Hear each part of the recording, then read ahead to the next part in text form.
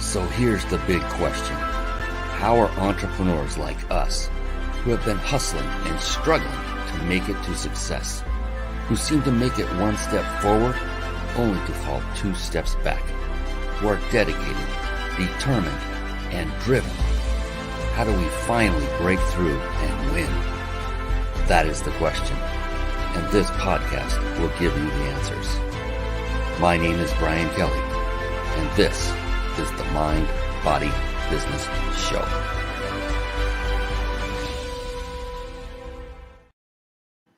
Hello, everyone, and welcome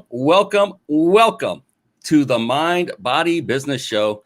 We have a phenomenal guest lined up. His name is Richard Brock. He is coming on screen here in just a moment.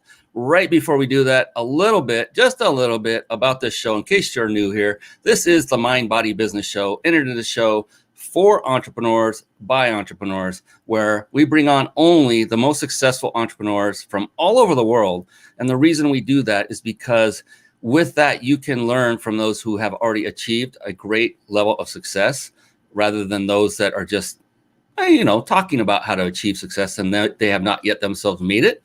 No problem with anyone, wherever they are in their walk in entrepreneurship.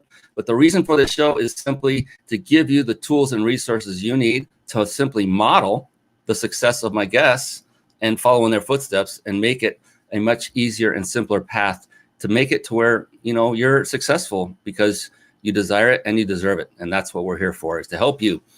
So the Mind, Body, Business Show, it's about what I call the 3 pillars of success. And that came from years of studying only successful people, trying to figure out what was the secret sauce. What was it that made them more successful than, say, myself?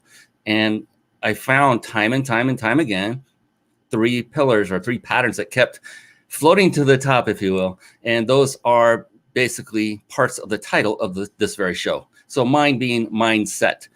To a person, each and every successful individual that I studied had a very powerful, yet even more important, very flexible mindset. And body. Well, body means literally that, taking care of oneself, both outside and inside. So exercise on a regular basis and eating and drinking nutritional food and drink. And no kidding, that's what successful people do. They don't just sit around on a hammock and drink from an umbrella drink, getting drunk every day, as many would picture someone who's very wealthy and successful. And then there's business. Business is one of my faves because it is so multifaceted. It requires each of these very successful people had mastered skill sets in various areas like sales, marketing, team building, systematizing, leadership, and the list goes on and on and on. And here's the thing, to master any one skill set takes a good deal of time and effort. The good news is you, the business person, you do not have to master every single one of them. In fact, if you master just one of those skill sets, in fact, I mentioned it in that list, then you really are set to move forward. And that one skill set is the skill set of leadership. Once you've mastered that, you now have the power and the wherewithal to delegate to those who have the skill sets, who have mastered the skill sets in those other areas. Now you can really grow and scale your business. And so that is what the Mind, Body, Business Show is about the 3 pillars of success. Richard Brock is coming on here in just a moment, and we are going to really dig deep into his beautiful brain and find out what makes him so successful so that you can be successful. It's pretty cool. So before we do that, another wonderful trait of the very successful is that they are all, to a person, voracious readers. And with that, I'd like to segue into a little segment I affectionately call Bookmarks. Bookmarks. Born to read. Bookmarks. Ready, steady, read. Bookmarks. Brought to you by ReachYourPeakLibrary.com. There you see it, ReachYourPeakLibrary.com. And real quick note, for those of you watching live, and even if you're listening to this on the podcast afterward, is rather than succumb to that urge to go clicking away and typing in a URL to go check it out while you're on the show. Rather than do that, I implore of you to instead write it down, take notes, type it in, write it in, and stay with us. And the reason for that is because I would so hate for you to miss that one golden nugget that Richard is going to be talking about tonight that could literally change your life. And I've seen it happen from live events that I've done from stage where I know I'm about to give that one golden nugget away from stage, and I see someone get up and walk out because they had to go to the bathroom or they got a phone call and got distracted, and they just missed out on what could have possibly changed their life. So for you, it'd be best if you just took notes. And I take notes too, and I'm running this entire show. And so I never ask of anybody to do what I don't myself do as well. But that's just a suggestion for you. Reach Your Peak Library is literally a website I had developed with you in mind. It's kind of a gift to all of you. And what it is simply a collection of the books that I've read personally and vetted that have proven to have a profound impact on my life personally and in business, or maybe one or both. And so I put this together just so you would have a place that you could just go to one spot. You don't have to go to Audible and go search for the business directory. If you don't want to, you can come here. And by the way, anytime you click this button, it goes straight back to Amazon. So this isn't necessarily a money-making website. It truly is my gift to you to help you to find a good read that is proven to have impact on at least one other successful entrepreneur, so that your odds of wasting time are greatly reduced. Sound good? All right, enough of my blabbing, because you know what? I cannot wait to bring on the man of the hour. You know who he is. He's Richard Brock, and he's coming on right now. It's time for the Guest Expert Spotlight. Savvy, skillful, professional, adept, trained, big league, qualified. And there he is, ladies and gentlemen, the one, the only, Richard Brock. Brian, thanks for that kind introduction and this opportunity to share my experiences. Oh my goodness, I cannot wait because you are in a field that just moves my needle, and that's called the tech needle. I love everything that I've learned about you thus far, and I can't wait to dig deeper. Before we go too deep, real quick, a little bit of housekeeping. You see, if you're watching live or recorded video, that big red seal up there, like a stamp, it's the Big Insider Secrets. They are our sponsors, and they are offering, we get to offer this because of them, every single show, a 5-night stay at a 5-star luxury resort. Compliments again of the Big Insider Secrets, Jason Nast, my dear friend. And so we'll give you the information, the specifics on how to enter at the end. And you must be on live in order to enter. We'll give you that information. And a couple of more real quick, and then we'll get on with Mr. Brock. All right. If you're struggling with putting on a live show together and it's overwhelming, and you want a lot of the processes done for you while still enabling you to put on a high quality show and connect with great people like Richard Brock and grow your business all at the same time, then head on over to carpetbombmarketing.com. Carpet Bomb Marketing, saturate the marketplace with your message. And one of the key components that is contained in the Carpet Bomb Marketing courses, this is one that you'll learn how to absolutely master, is the very service we use to stream our live shows right here on the Mind Body Business Show. In fact, we're doing it right now. Over the course of the last, it's been over 9 years ago, last 9 years, yeah, we have tried many of these quote unquote TV studio solutions for live streaming. And I'll tell you that StreamYard is the best of the best. It combines supreme ease of use along with unmatched functionality. And so you can start streaming high quality, professional looking live shows for free.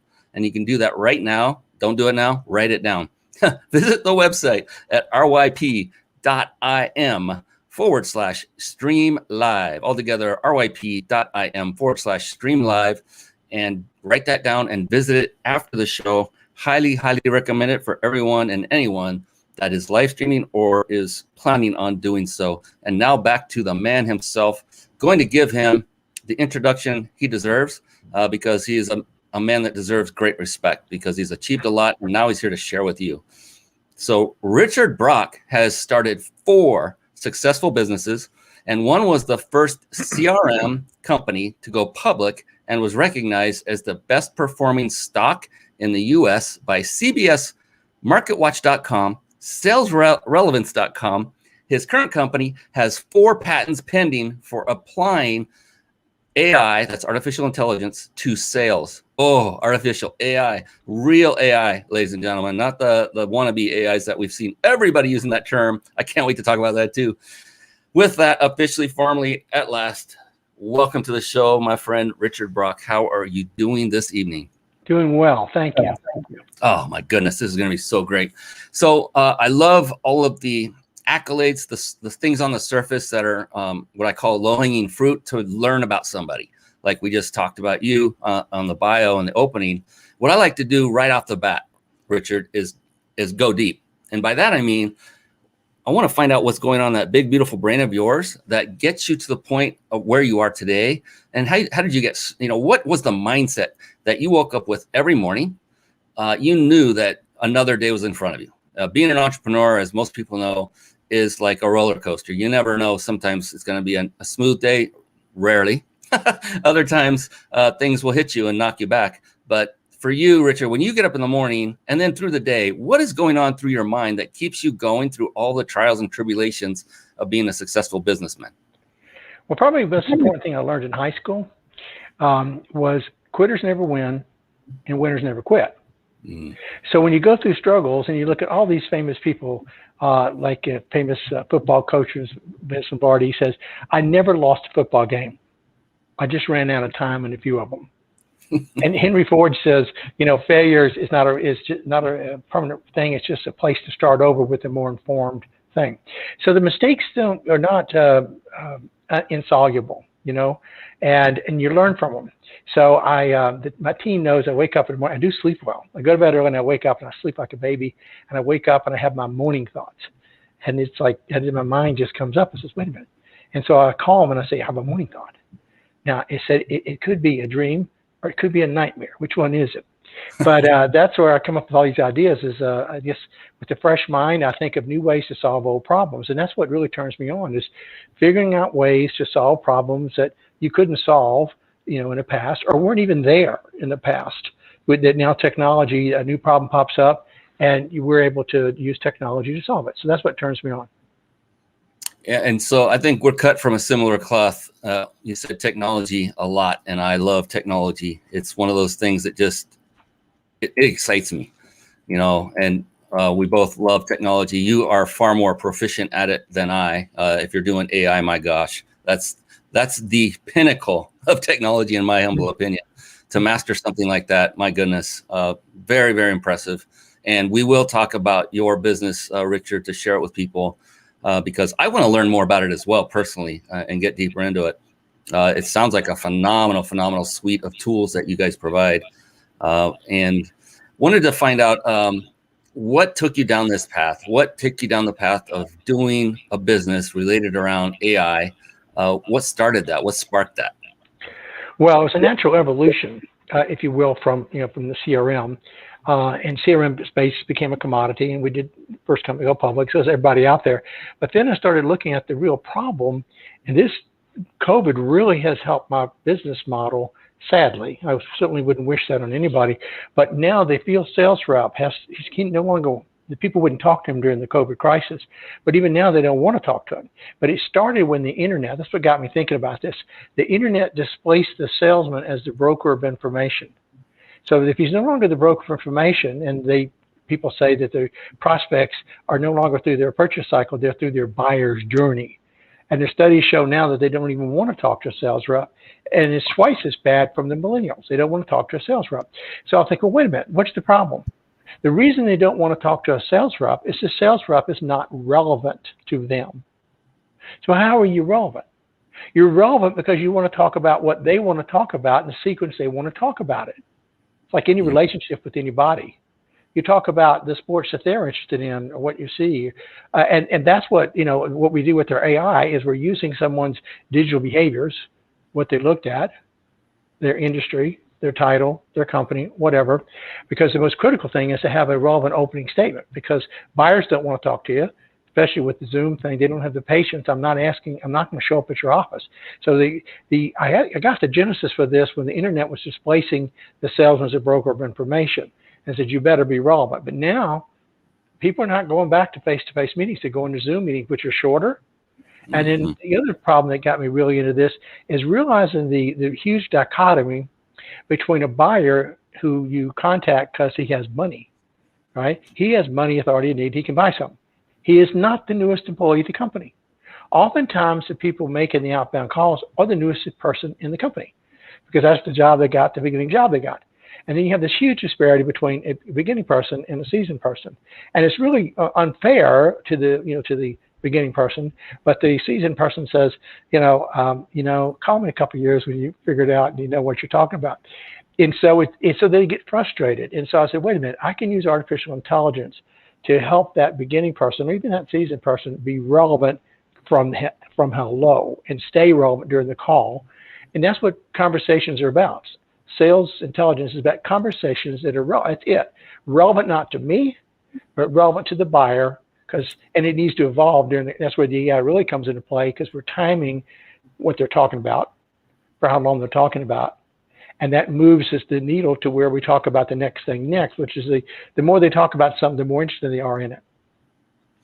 Yeah, and that you said a key word that really resonated with me, which I've never heard anyone talk about, which was the sequence. So you talked about, your AI helps talk about what they want to talk about in the sequence that they want to talk about it, which is another level, which is amazing. That makes nothing but sense. And in order, to do what your system does, it does research. I'm imagining, like you said, it knows what their position in the company is, and I'm sure a lot of other great demographic data that goes with it to help that flow go during the call.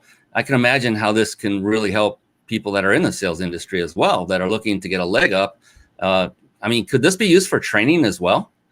Oh, yeah. Yeah, we're getting a lot of action there from trainers. And the problem with training is, once again, people are not, during COVID, they certainly didn't go to the training. But now trainers are realizing they have to bring that training in front of the sales rep when he needs it. Now, the old true story was that when people stood up from the training class and walked to the door, they were forgetting. They come in, they're human beings, okay? And so they remembered only 70% of what they were trained after a very short period of time. Well, the problem is, and that's why more senior people can sometimes be more successful, not because they were smarter than a younger guy, but they had made more mistakes, if you will. They learned the hard way. They had more experience, so they could engage the prospect. So maybe what I would say on the training, my team goes crazy. They would kill me if I showed you the picture. They said, don't show that anymore, don't show it anymore. But I had a marketing idea a couple of times ago. I live in Arizona now, right? And so I had this picture of a bull, okay, with the cowboy on his back. And so the picture says that before the chute opened, the cowboy had a plan for the ride. Once the chute opened, the horse, the bull has a different plan. Get off of my back. And that's really the way sales calls go today. Get off my back. And the only way you can stay in there is to weave and dodge. The cowboy is doing this number, right? If he's sitting there like, no, I like to sit straight up. I don't like to lean to the right. With the horse, or the cow leans to the right, you're gone. And so by being flexible, and you've got to go with the prospect, who is very similar, if you will, to that bucking bronco or that bull that you just released from the pen. It's not being mean to the bull, but the bull says, "Get off my back," okay? And the horse says, "Get off my back," and that's what sales calls are about. Yeah, I've seen. Go ahead. I'll give you kind of a fun way to really open this up. I think the key is to have an opening statement that's relevant. For example, if I have an opening, depending upon the title, everything needs to be specific to the title, the industry size, etc. But just to give you an example, if I'm selling to a market leader, okay, let's say a CEO of a market leader, I says, I really want to talk to you. We deal with a lot of market leaders, and what they share with me is they're so frustrated with all those VC-funded startups that they make all these claims that they can't back up, and they give these ridiculous prices that they can't afford to offer, and they're just screwing up the market, and the customers really lose, right? And they go, amen, amen. Now, if the system shows that I'm talking to a startup in a technology company. I said, I know we talked to a lot of startups and they're frustrated because those big companies have all that marketing muscle. They just clout, they just jam it down and they say, we're the low risk alternative and you go with us. And they sell products that are not half as good as yours at twice the price with grossly inferior support. And they go, amen. So here you have a contrast, whether you are a market leader, market challenger, I'm going to be relevant. Now I better know what I'm talking about. Okay, but you can make a case for either. But getting back to that horse, or that bull getting if I'm going to stay on the sale, I've got to be immediately and sustainably relevant to really get your trust. Because sales is really about trust, and trust is built upon confidence that you can solve my problem. So there's two things: confidence in me that I'm, I know what I'm talking about. That I'm competent. Now, if I come across as incompetent, you say he's a very nice guy, but I ain't buying from him because he knows what he's talking about. So that's why, the AI really helps me stay engaged. And, in a sales call, I mentioned about the flow. We need to construct the flow, not just the opening statement, but that conversation, that call flow needs to reflect what that prospect has done with your company before, where they are in their buyer's journey, because what they're interested in at different stages is different things. And so I have to basically take, the system will tell me this is a good call flow for this person. Remember how challenging this is today, where AI really comes into it, is if you have a good list, 5% of the people are going to answer on a good list. So you've wasted 95% of your prep time, and I'm certainly not smart enough to remember all the details. So I spent, from 8 a.m. to noon getting ready, and then I'm calling all afternoon. I got two people in the afternoon. I couldn't even remember what I learned from at 9 and at 10:05. So you really can't prepare. And if you're unprepared, you get thrown off his back. So that's what I like about this. The fun part is we're not tricking people. This is about being respectful so that buyers say, that was interesting. And you've been a good use of my time. And yes, I would like to receive that AI generated email of the relevant things we talked about. So it's all about, you sell to perceived needs. I learned now as a practicing CPA. It's people buy on their perceived needs. Now, sadly, it's not their actual needs. We always should do certain things, but people buy on their perceived needs. Now, so you've got to relate to your solution to the problem they perceive they have. And that's what salesmanship is about, is matching a vision that they have of the problem they have to your solution. Okay. So, my God, Richard, you dropped so many bombs of wisdom. We got to do this. My goodness, it went on and on. And I'll briefly recap a few things that really stood out to me. And I'm actually taking notes as we go through the show. Like I said, I would. Trust, it's about trust and built on the confidence that you are competent is, in a nutshell, kind of what you were saying. And the thing you just said, or everything you said, was like, wow, you hit every pain point. The prep time. Any research you do on all these, 95% of the people that don't pick up the phone when you call, you've wasted that time. And with a tool like what you guys provide, and I hope I'm not doing it a disservice by calling it just a tool, but the service you provide. No, it's a tool. But my gosh, I'm just my head, my brain's reeling in a great way. And here's the one that really hit home, because I've seen, and I'm sure you have too, so many services out there that claim to be AI driven, claim to be. Well, if they have a static database of things to pull from based on word matching, that's not artificial intelligence. That's just programming and matching things. I've seen those come out. But the thing that they're just gimmicky. That's the word I've been looking for. Yours does not sound gimmicky at all. And one of the main reasons was the word you said was, you do this with respect. You're being respectful. It's about them, not about you. And so to make it about them, it's about respecting them, their wishes, what they want to talk about, where they want to go in the sequencing. I love that. And then sell to their perceived needs. Yeah, it's really their wants that we're selling to, not to their needs, right? And so all of that, just gold. That's why we had to drop some bombs on that one, Richard. That was phenomenal. I mean, every person, any business person on the planet could just, from that opening right there, would have enough to go and crush it. And then if you were to take it another step, and we will bring it up here a little bit later in the show, and go look at Richard's offering, the service that his company provides, then your mind will be completely blown in a great way. You're going to love this. I can't wait. Yeah, one of the things you mentioned where a lot of AI falls short is that simple matching just doesn't cut it. And the really worst part is um, the words you use are different. You have to put things in context. And so those simple word matches just don't fly. And one of the things that we do is the sales managers know what to say in a given point, but it's very complex. You need to weight the recommendation that comes up. So you can have 5 different choices. And you weight it. Our software will weight the decision, give different points to different ones, and say, well, this counts, but in this situation, the weight goes with this one, pop it up.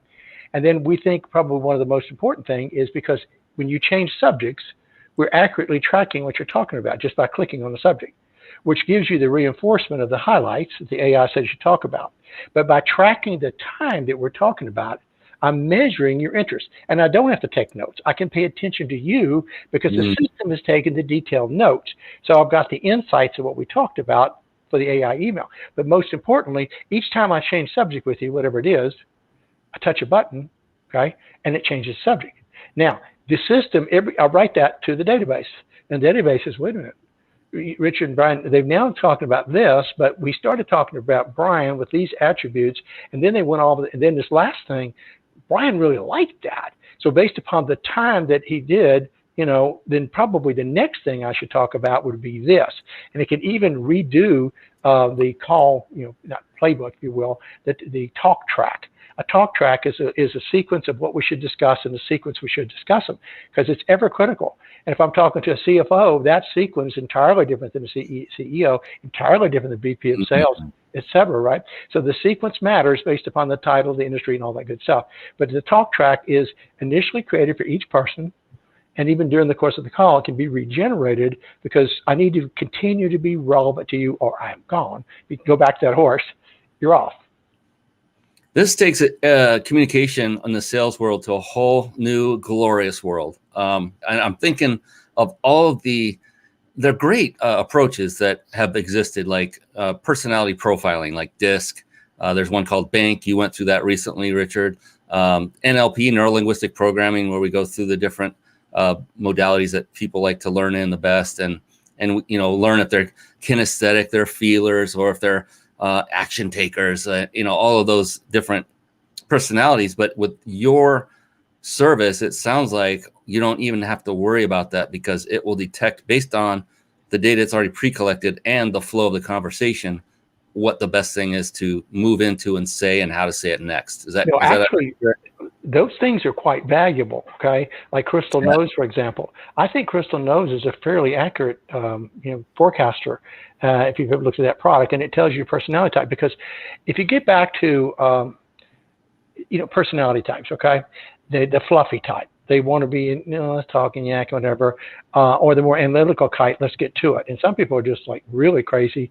But you have to match that personality. What our system says is you can have, because there's an unlimited number of choices, you don't make a simple choice.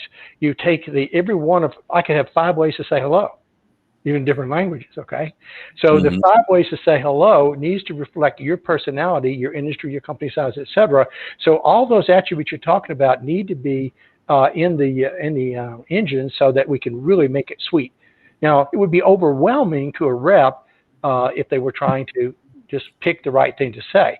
But with the AI, it's saying, no, this is Brian's personality. Let's talk to him this way in this sequence. That's how, for example, you get the people that don't, you can set the stage. You got the other people who give me the bottom line. So you got the 2 different stories. Build it up, or set the stage or build it up. And you better go the way they want to go or you're not a match. Yes. And that's the thing I love about this. All the messaging is toward them, which I see mistake after mistake when people are in their ad copy, even on Facebook ads and things where all the verbiage is about them, their product, and what it can do, but it's not about how to address that individual's needs. Some do it well. But I see a lot still of folks that are always addressing, well, this is what we have to offer for you, and it's the best thing since sliced bread, so you should get it. But why? What are you doing for them? What is exactly? I love how you guys have nailed down how to do sales, and now you've added AI to it, which Oh my goodness. I keep looking up because I have a monitor above me and I'm looking at your website, Richard. In fact, I'm done. I want to bring that up if you're cool with it. I want to learn more about this. So before I do that, real quick, disclaimer. Richard did not pay to be on this show. He did not ask for me to highlight his website, his services at all. I absolutely 100% honest. And I'm so intrigued. And I think anyone in business should be as well, about anything that can help you to make more sales in a congruent and integrity-based manner. And that's what Richard has come up with. We mentioned he's got 4 patents. This guy's smart. He knows what he's doing, and he's got a great team, one of which I got to meet today, which was awesome. So I'm going to bring up your site, and let's just take a look at it. I already like the opening imagery here. It's really like futuristic, but the meat is down here. If you wouldn't mind, go through the main sections of what this beautiful tool does for people. That would be phenomenal. Okay, so the idea is conversational intelligence, and you have to it begins with an opening statement. So this is an example of how you establish relevance from below, and you can work. The problem you have is the people you prepare to call won't answer your call for whatever good reasons. They're just not at their desk, and then you wasted all your time. And then you do so what you do is you cut corners on your call prep, or you're just not experienced enough to really do it well. So the first thing we do is we call this what to say, okay, which is the AI generated opening statements, so that it's about you. And as part of the opening statements is we have the call flow, the call plan, which is your talk track, which is once again. So establishing relevance for hello. That's the first component here. Is if you don't get past hello, it's like that horse. If you don't make it, in that bull, he's going to throw you off his back. The next component that we have, if you roll up here, is if you look at the right is the dialogue. Okay, you see the opening statement there. So this is the talk track that was indicated for this particular person for this particular call. So no two are the same. Yes, you can have playbooks, but a playbook that is, hard-coded, if you will, is outdated. And so this is dynamic. It's constructed for each call. So let's just say I was planning on talking, it will remember where we talked, where you left off. So it will have a playbook for you. The next time I talk to you is where we left off. But then again, it can also be changed based upon you went to the website, you looked at the documents, you spent time doing this, that, and the other. So it needs to be personal to you. And anytime during the call, I could say, this isn't going the way I thought, okay? For example, I don't know if you're a dog person or a cat person, but, if I'm talking about cats, because I thought you like cats, I'm going down to cat person, he's a dog person. So I can hit the refresh button because I had a click note that said he likes dogs, okay? Then this whole thing on the right is going to change. It's going to be why dogs are man's best friend, okay? And so I can redirect, if you will, and say, please tell me what to say next. This ain't going well, okay? And what it's going to do when it does that, it's going to know how long we talked about whatever in whatever sequence, which is another key thing, which gets me the third component down there. This is really unique as well. Interaction chronicles, what we call our story so far. And if you can see this particular one here, this shows that what was talked about in the sequence that it was talked about, for the amount of time or duration that it was talked about. And a lot of people record their phone calls. Very few people take the time to listen to recorded phone calls. It takes too much time. If I got 20 sales reps, there's 30 hours a week. That's 60 hours a week. It's more than I have available just to listen to calls. So I don't listen to the right thing. So the story so far means that if I have a recorded call, it is linked right in here, and this becomes a call map. So I, as a sales manager, get to see, wait a minute, he was discussing the purchase, the budget cycle, or the approval they talked about for 3 minutes. I think I want to hear that. So I click the recorded call link. I go right to 18 minutes and 22 seconds, and I listen to it. See, so my time is more valuable. And then we have click notes so I can give suggestions, to the sales rep. Probably the most important thing, though, is this is about a deal, okay, an interaction with a deal. And when I'm talking to Brian, and I need to be talking to Brian, and if I talk to you, you say, call me in a week. How many people I've talked to in a week? A whole bunch. I need to pick up where I've left off. You have talked to nobody in the last week about what I sell, I hope. Okay? So you expect me to have the courtesy to pick up where I left off. It's very hard. But with this story so far, I said, Brian, when we last talked about it, you seem to be extremely interested in this, that, and the other.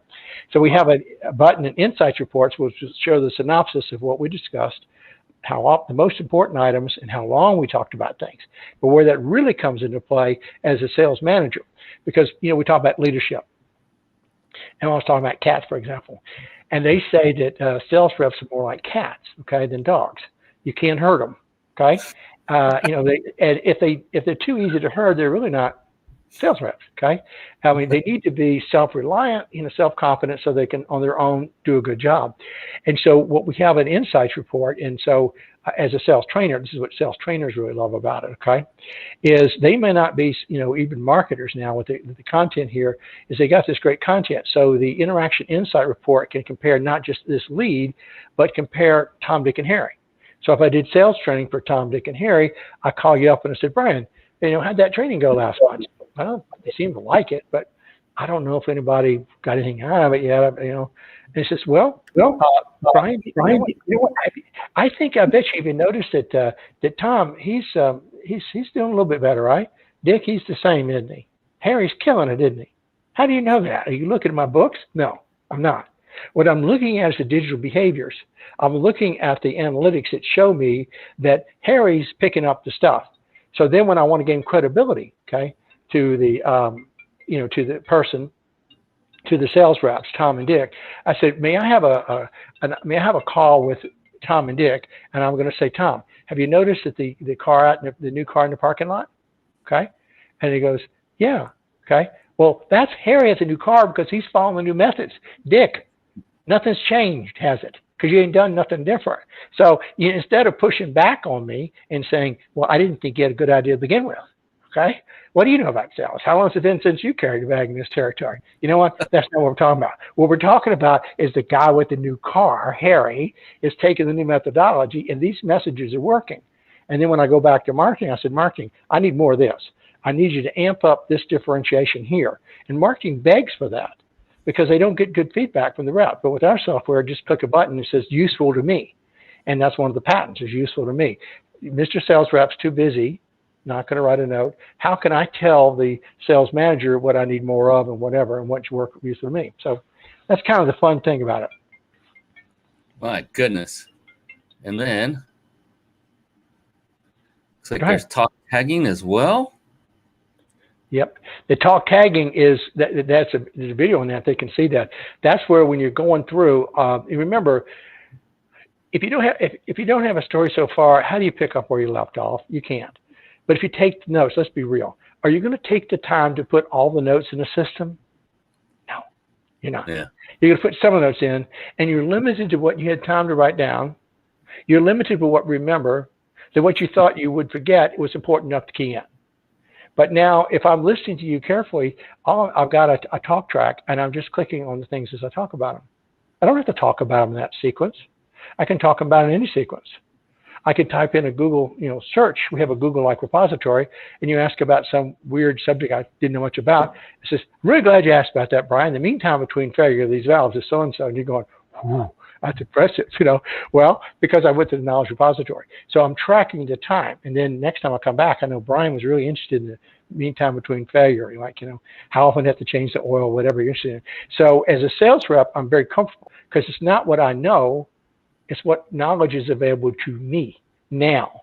Because Brian is interested in this conversation. He's kind enough to spend time with me today, maybe tomorrow, probably not, unless I've earned that right.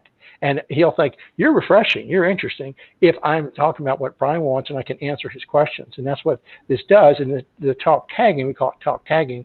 So if you're doing your recorded calls, you put that link in there. So you're now getting the value out of your recording calls, which most people don't. I mean, the big Gong and Chorus are the big call recording people. And then one of the CEOs, I was stunned last year when he wrote an admonishment in writing to his users is, you people have to listen to more recorded calls because people don't. Wow. That is awesome. All of it. I am like, I have so many questions. I don't know where to start. This is a phenomenal resource. So is this an interface that works directly through Sales Talk only, or can you somehow pull Zoom into it so you can have a video call and still have this interface running, things like that? Absolutely. And, you know, and we're going to assume most of our calls are going to be on Zoom, right? And there's another thing that when you have this is a tool that's done for sales reps. CRM is often done to sales reps. But companies have long-term commitments with the big CRM vendors. So we integrate with all the big CRM vendors. And of course, the guy that owns the CRM says, not in my watch, you're not touching my CRM as the god around here. If it ain't a CRM, it doesn't exist. And he says, you're right. And if you say, no, you have to link and you have to sync the data, and he goes, no, don't. No, I won't. So what we say is put a button on your CRM, click the button. We'll open up our screen, passing to us everything that is the current version that's from your CRM. Now, if the record, if I've talked to you before in my system, it'll update the record. If not, it creates a record. At the end of the call, you just hit the back arrow key. I'm back within the CRM from where I left. I didn't open up a new window. I just clicked a button. And so by syncing them that tight, everything is still in the CRM. CRM guy says, I'm cool with that. And now, it is on a standalone CRM, but we don't sell it that way because everybody has a CRM. So the story so far is a standalone CRM, but let's assume you're going to use another CRM because you have a contract with it and you like it and it's the corporate standard and whatever. Leave it alone. Leave the sleeping dog. Don't wake up the sleeping dog. So I'm I'm a geek and I'll say something that's only geeks would understand, I think, but is Zapier, is there integration for Zapier yet? Or does it need to be? Zapier, you know, is interesting because Zapier is a pretty cool product. Because what Zapier says is there's 1,000 features out there, and we're going to be a ubiquitous interface. And if you know, being a programmer, if you got any brains here, you don't hard code things, you know, because you know, I've told programmers if you hard code stuff, you know, there's a story in programming, okay, that the customer knows what you want when you give them what they ask for. So whatever you hard code is obsolete. So we do everything, you know, on rules based. So that's kind of our programming methodology here. Now, what Zapier says is, you know, I can't have every interface known to man, but Zapier can. Zapier can take the time. But if you think about what people don't think about is, you know, there's what Zapier is doing is it says these are the names of the fields, like I call it first name, last name, whatever. Yeah. Other CRM calls it the same things, different thing. Who cares? Okay. So Zapier does the mapping, and so it's a mapping product. So yes, it's real easy for us to do that because they just help us. And the reason that thought came up is, what if someone started using kind of a relatively newer CRM that you guys have not yet like physically integrated with, like specifically something like Zapier could potentially bridge that gap in some certain ways, depending on what data is made available through the interface that you guys have agreed with and the APIs and all that with Zapier. I'm going way too geeky for everybody, I'm sure. But no, that's important though, because that does increase the value, right? And the point being, if like one of the things like with this is amazing. It's one of my little morning thoughts. The problem we have getting the content loaded, right? You think, well, how are we going to load all that content in there, right?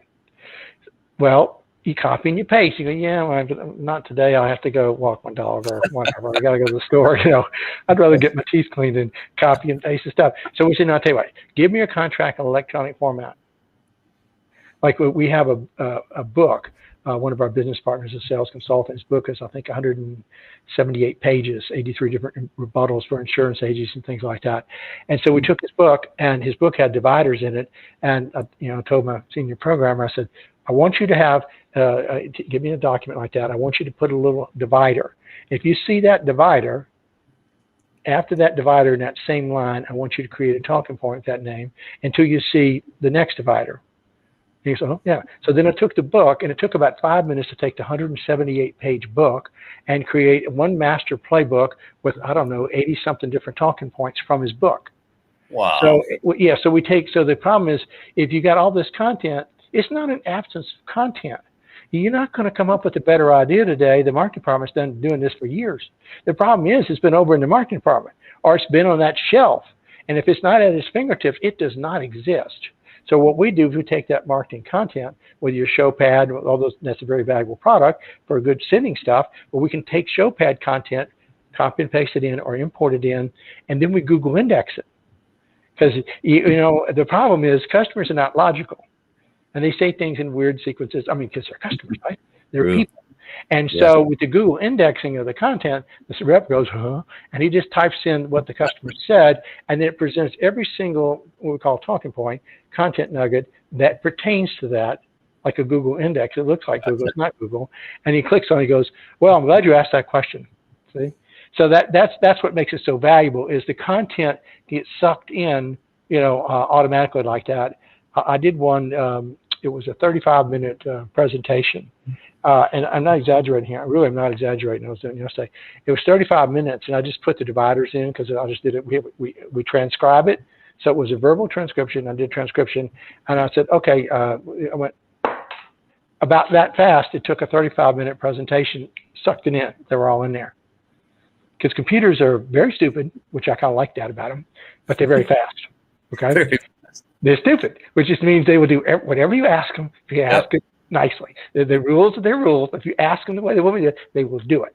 And so that's what I like about them. They're like a very loyal dog. Yes. Very but loyal much dog. smarter, or much faster, I should say. Much faster. They're like a greyhound of the dog world. My gosh. So I'm definitely going to be digging deeper into that. There are so many other applications. I would be curious to see if it can accommodate. And I have a feeling that if not now, that soon it probably will be if you get asked by enough people, because sales drives service, and you only want to solve problems that exist. I get that. Yeah. My gosh. So holy smokes, you've really blown my mind in such a great way. I'm in geek heaven.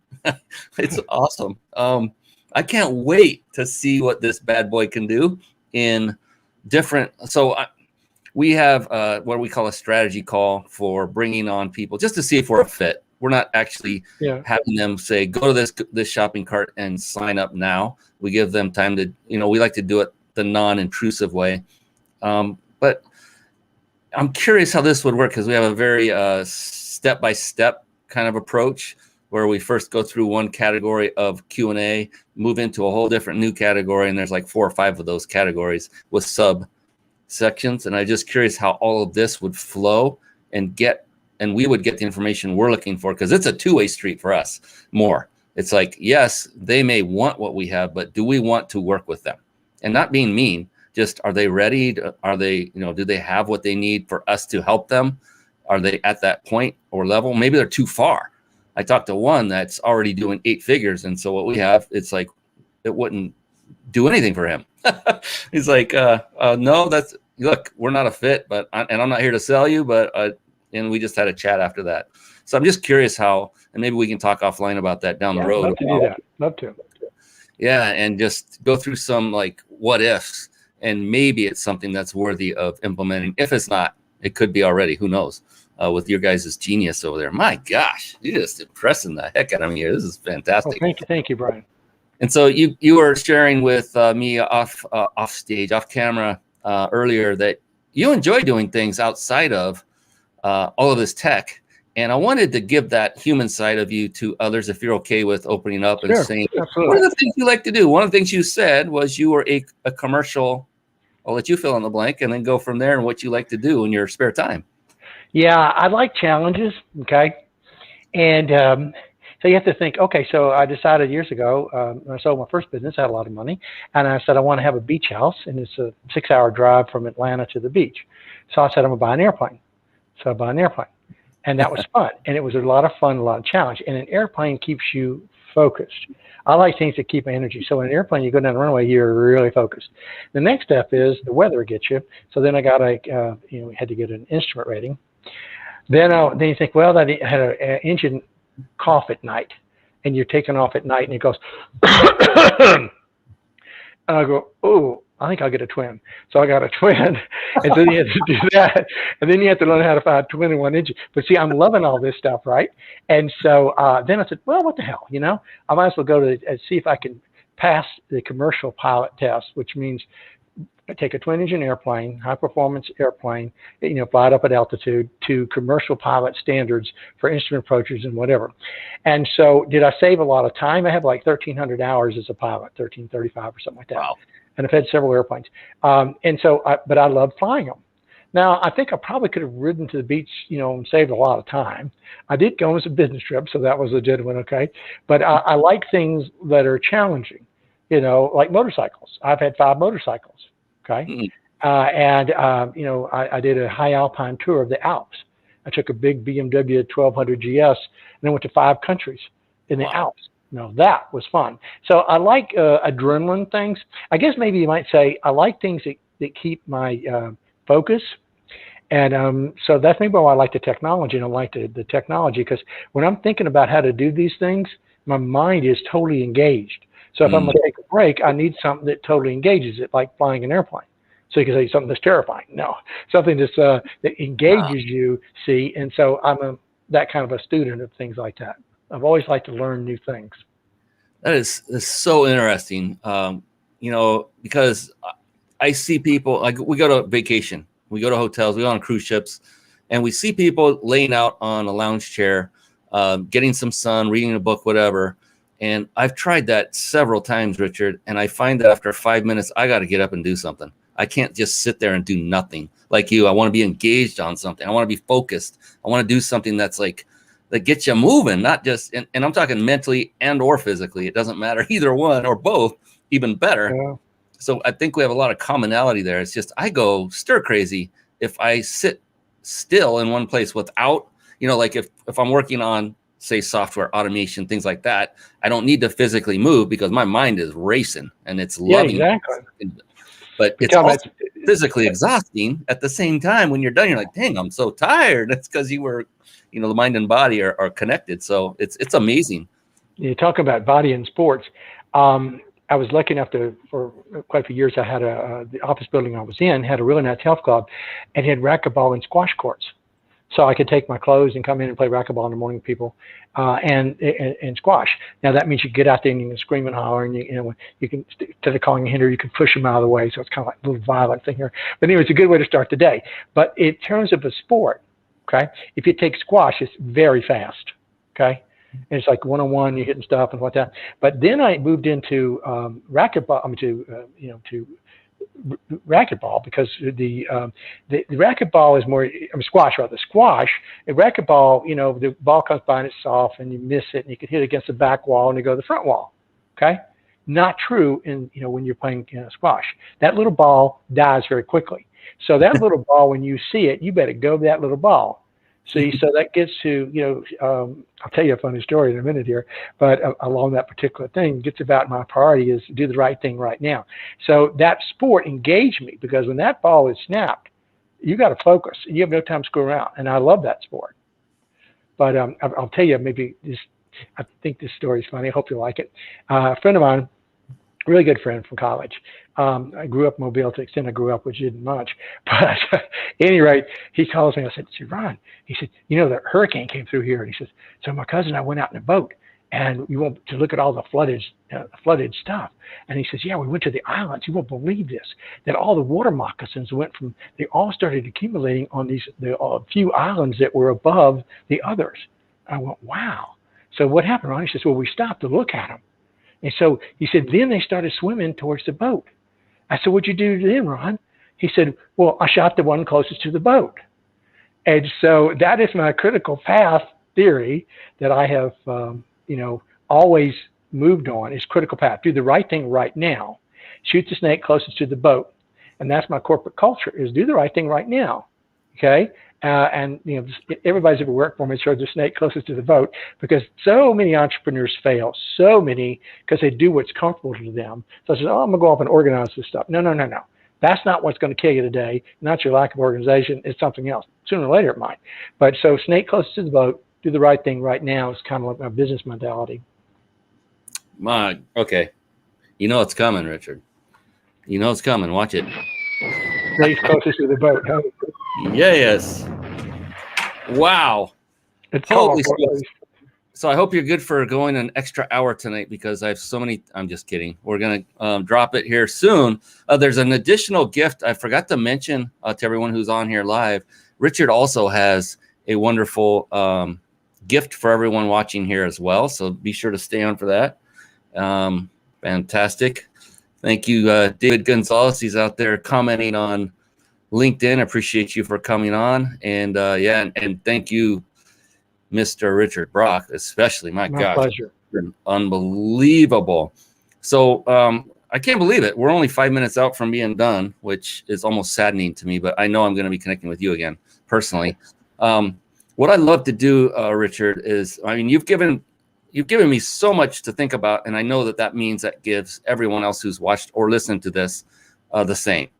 And I'm so appreciative of that. And we'll give everybody the means to connect with you before we sign off for the evening. But what I like to do is I like to ask every guest that comes on this show one very special, unique question. And it's the same question for now 150 plus shows.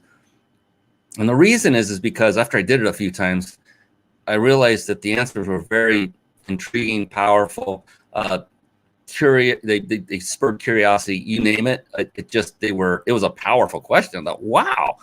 And so I'm actually asking this every single guest expert that comes on, and we'll do that in a moment. The thing is when I ask it, some people get it right away. They know the answer like instantly. Others take a little time. It doesn't matter. We're not paying for airtime, so that's good.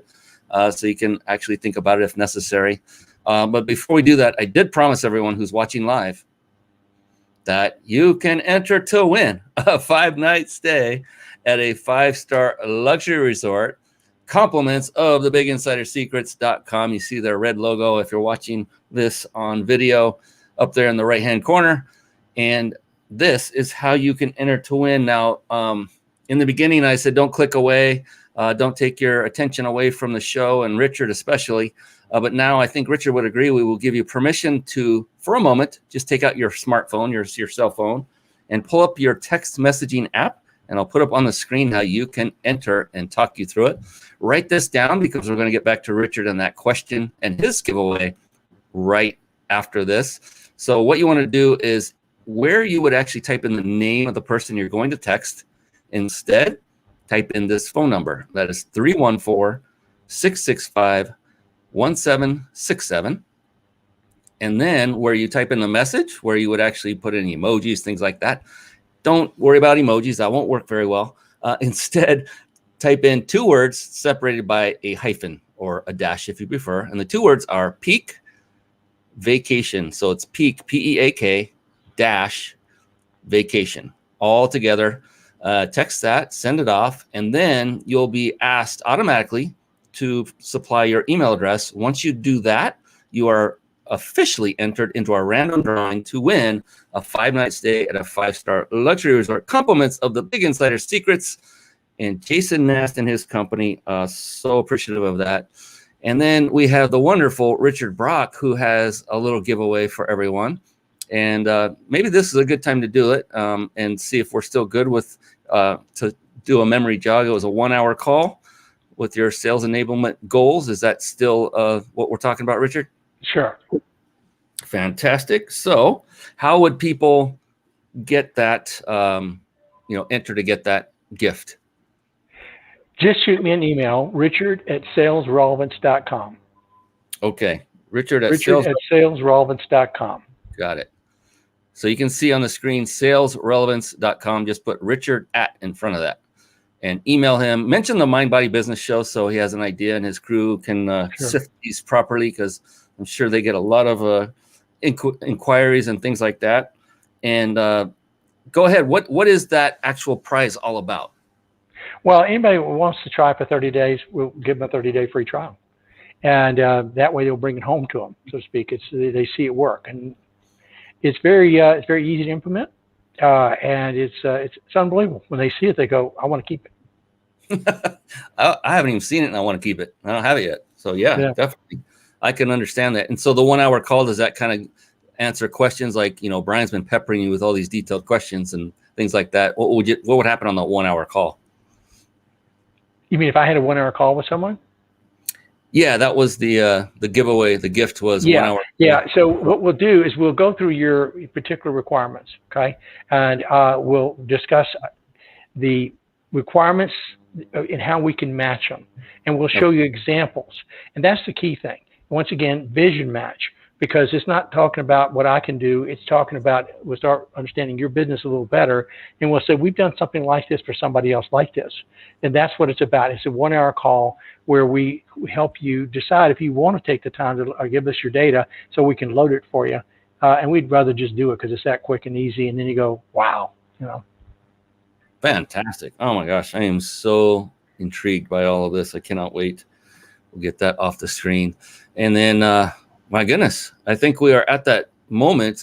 Before I ask this question, before I forget, the best way to contact you, is it that email address you just gave, or can they go to your website and hit contact us? What do you They prefer? can go to the website and contact us. But richard@salesrelevance.com works. That gets directly to me, so that's easy. But they contact us. It's there.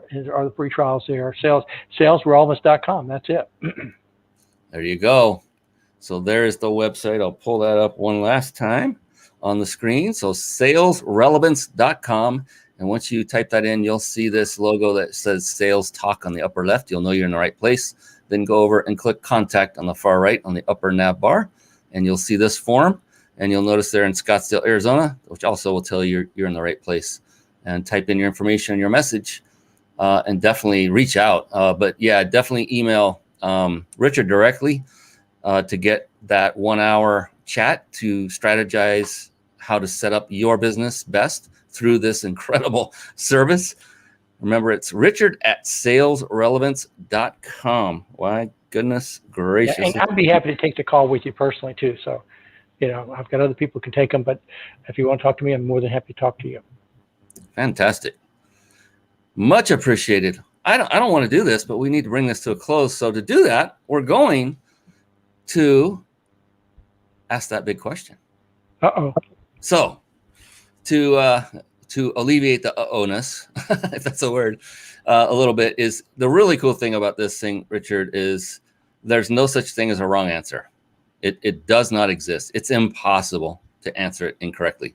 It's the exact opposite. The only correct answer is yours, because it's personal, and not in a get in your personal life type of personal. It's just unique to you. Okay. So with that, having said that, are you ready? I'm ready. All right, here we go. Richard Brock, how do you define success? I think success is doing what you want to do. And that varies. It's not money, because money comes and money goes. Money doesn't buy you happiness. Money can buy an expensive dog, but it doesn't make the dog wag its tail. So you got, whether you're successful, you're a teacher and you're so pleased because you had your students really prospered. You're a doctor and you heal people. You're a nurse. Success means I'm using my God-given abilities to the best of my abilities. And I can sleep well at night and saying the world's a better place because today I use abilities that were given to me in the proper manner. So that's what I think success is. It's not monetary. It's doing what you're good at and what you want to do. So that your job is not a job. You don't go to your job. It's your passion. So success means you're living your passion. It could be you're a football coach and you're coaching teams. That's your passion. That's not a job. Success is being a coach, whether you win your games or not. You know what's coming. What an amazing way to end the show tonight, with a phenomenal definition of success per the great Richard Brock. I cannot thank you enough, Richard, for coming on the show. Spending this wonderful hour. Just, my gosh, the value's been, I'm very filled, and that's a good thing. And I hope that everyone that has watched and listened to this show as well get the same result. Definitely take him up on reaching out to him. Do so with respect, please. Don't go in expecting something for nothing, even though he's offering you an hour. Take him up on his trial offer for his service, and take it for a test drive. And you'll probably end up doing what he just said and saying, I want to keep this. And that's a good thing, because if you want to keep something that bad, that means it's working for you. And for him to give you a trial means you get to try it. You get to try it out, test it, see if your sales increases, your sales percentages increase. See if you've never made a sale, maybe you're now starting to make sales. I mean, I'm just thinking of all the possibilities with this thing, and I'm so excited. I can't wait to dig in deeper. But that is it for tonight. Thank you, Brian. Appreciate this opportunity.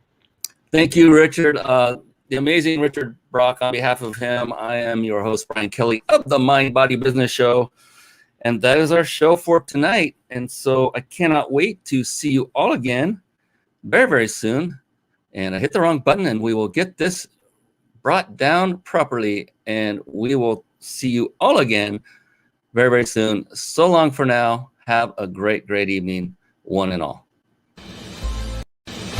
Thank you for tuning in to the Mind Body Business Show podcast at www.themindbodybusinessshow.com. My name is Brian Kelly.